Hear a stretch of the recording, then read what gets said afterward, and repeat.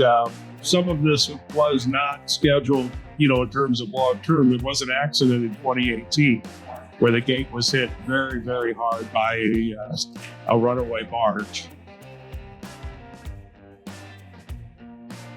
This crane that's actually setting the lift gate is a Corps of Engineer crane.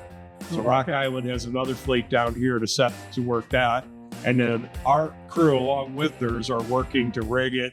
And there's a few other things they're doing specifically to get the old gates out and put these in. And each of these leads are 110 foot across. They're 26 foot tall and weigh about 520,000 pounds.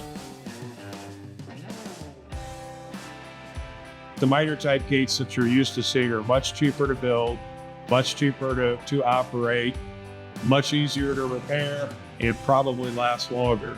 The reason for the lift gate is we can pass ice over the top of it. So a southbound tow that's 1,200 foot long might be pushing 1,000 feet of ice in front of it, and there's no place for that to go. And another lock, you would have to stop, get another boat, break the ice up with the boat, actually push the ice into the lock and lock it. So getting a tow through with that much ice could take 24 hours. Here, we can tie this tow up on the upstream wall. We can drop the lift gate, create a wall of water over it, and that will pull the ice off that tow and flush it downriver.